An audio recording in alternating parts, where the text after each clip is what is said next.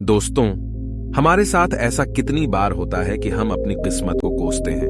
हम कहते हैं हमारी किस्मत फूटी है, ऐसा मेरे साथ ही क्यों होता है। जब हमारे साथ कुछ बुरा होता है हम आमतौर पर निराश हो जाते हैं और अपनी किस्मत पर दोष लगाने लगते हैं। हम यह सोचते हैं कि हमारे भाग्य में उठापटक लिखी गई है और सब गलतियां हमारे ही जीवन में क्यों होती हैं। हमें लगता है कि हमारे पास सही चीजों की कमी है, जिसके कारण हम अपने लक्ष्यों को हासिल नहीं कर पा रहे हैं। कितनी बार हमने बहुत सी चीजें बस यह कहकर छोड़ दी हैं कि किस्मत में होगा, नहीं तो मुझे मिलेगा कैसे।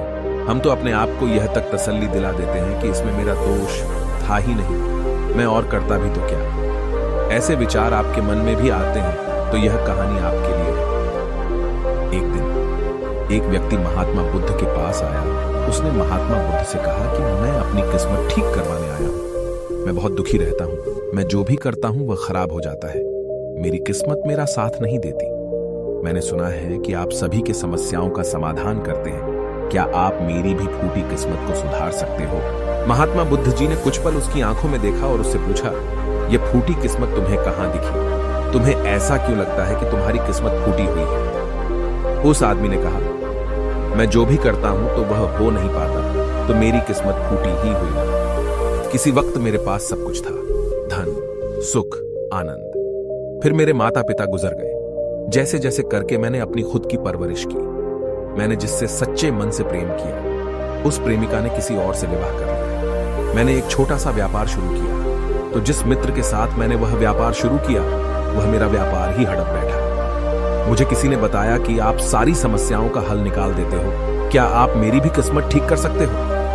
महात्मा बुद्ध ने कहा, लाओ तुम्हारी फूटी किस्मत मुझे दे दो, मैं अभी उसकी मरम्मत कर देता हूं। व्यक्ति ने कहा, मैं किस्मत को कैसे दे सकता हूं, वह तो दिखाई भी नहीं देती। महात्मा बुद्ध ने पूछा, जब तुम्हें तुम्हारी किस्मत दिखाई ही नहीं देती तो तुम्हें कैसे पता कि वह खराब हो चुकी है? उस व्यक्ति ने सोचकर उत्तर दिया, नहीं, मैंने कभी ऐसा नहीं देखा कि मेरी किस्मत सचमुच खराब हो चुकी है। व्यक्ति ने कहा, मेरी किस्मत खराब है, तभी तो मेरे साथ सब कुछ गड़बड़ हो जाता है। मेरे बनाए बनाए कामों पर पानी फिर जाता है। अगर मेरी किस्मत अच्छी होती तो सब कुछ ठीक होता है ना। तो महात्मा बुद्ध ने कहा, तुम ठीक दिखाई देते हो, तुम्हारा स्वास्थ्य भी ठीक लग रहा है, तुम्हारे हाथ पैर भी सलामत हैं, तुम अभी तक मरे नहीं हो। मुझे तो तुम्हारी किस्मत में कोई भी खराबी नहीं लग रही, सब कुछ सही लग रहा है।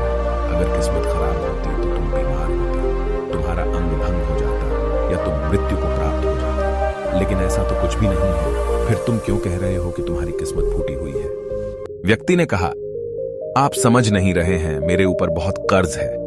लोग रोज मेरे घर धमकाने आते हैं। जिनसे मैंने कर्जा लिया है वे मुझे मरने तक की धमकी देते हैं। मेरा घर भी उन्होंने छीन लिया है, अभी भी मेरे पीछे पड़े हैं। तो ऐसे में मैं कैसे कह सकता हूं कि मेरी किस्मत सही है? महात्मा बुद्ध ने विचारपूर्वक कहा, तो समस्या गंभीर है। व्यक्ति ने उदासीनता के साथ कहा, जी हां, अब आप समझे ना कि मैं कितने बड़े दुख से गुजर रहा हूं। महात्मा बुद्ध ने आवाज में समझाया, तुम्हारी किस्मत अच्छी है कि तुम जीवित हो इस दुख का सामना करने के लिए, और इस जीवन से ही तुम अपनी समस्याओं का सामना कर सकते हो। व्यक्ति ने कहा, बुद्ध, आप नहीं समझ रहे हो। तब महात्मा बुद्ध ने उससे कहा, समझ तुम नहीं रहे हो, आओ मेरे साथ आओ। महात्मा बुद्ध उसे व्यक्ति को अपने साथ पास वाली नदी के किनारे ले गए और कहा, यह देखो इस बहती नदी को। इस नदी में अगर मैं एक पत्ता गिरा देता हूं तो तुम मुझे बताओ, यह पत्ता किस दिशा में बहेगा? व्यक्ति ने कहा, पत्ता तो नदी के बहाव के साथ नदी की दिशा में ही जाएगा। बुद्ध ने कहा, बिल्कुल सही। अब बताओ, पत्ते की किस्मत किसके हाथ में है? व्यक्ति ने कहा, इस पत्ते की किस्मत नदी के हाथ में है, वह जहां चाहे इसे ले जा सकती है। तो महात्मा बुद्ध ने कहा, लेकिन पत्ते तो मेरे हाथ में हैं, मैं चाहूं तो इसे नदी में डाल सकता हूं, चाहूं तो नहीं। व्यक्ति ने कहा, तो फिर इसकी किस्मत आपके हाथों में है, आप जहां चाहे इसे डाल सकते हैं। महात्मा बुद्ध ने कहा, लेकिन इस पत्ते की किस्मत मेरे हाथ में नहीं है, मैं जितना भी चाहूं इस पत्ते को सूखने से नहीं रोक सकता। यह सूख ही जाएगा और मर जाएगा। जब तक ये पेड़ पर था यह हरा था, इसे ऊर्जा मिल रही थी, लेकिन अब यह पेड़ से अलग हो गया है। अब बताओ, इस पत्ते की किस्मत अच्छी है या बुरी? व्यक्ति ने कहा, अब तो इसकी किस्मत बुरी है क्योंकि अभी अपने पेड़ से अलग हो गया है। और ज्यादा दिन जीवित भी नहीं रह पाएगा, धीरे धीरे सूख जाएगा। महात्मा बुद्ध ने कहा, अभी यह मरा नहीं है, अभी भी है, जीवित है, और लाभ यह है कि अभी यह पत्ता वह सब कुछ कर सकता है जो वह पेड़ से लगे रहकर नहीं कर सकता था। बुद्ध ने वह पत्ता हवा में छोड़ दिया, वह उड़कर दूर जा गिरा। तब बुद्ध ने कहा, देखो, पेड़ पर रहकर भी कभी इतनी दूर नहीं जा सकता था, आज इसने स्वतंत्र होकर उड़ने का आनंद लिया है। फिर वह पत्ता उड़कर नदी में जा गिरा। बुद्ध ने कहा, देखा, अब वह पत्ता नदी में तैरने का भी आनंद लेगा, और अगर तुम ध्यान से देखो तो यह पत्ता कितने ही छोटे छोटे जीवों को अपने ऊपर बिठाकर नदी के एक किनारे से दूसरे किनारे पहुंचा रहा है। इस पत्ते की भी किस्मत अच्छी है, क्योंकि वह अपने नए अवसरों को ढूंढने में लगा हुआ है। तुम्हारी समस्याएं तुम्हें उड़ने का अवसर दे सकती हैं, यदि तुम उन्हें सकारात्मक नजरिए से देखो। उस आदमी ने वहां खड़े होकर महात्मा बुद्ध के बातों पर विचार किया। धीरे धीरे उसने पूरी कहानी के पीछे छिपे गहरे अर्थ को समझना शुरू किया।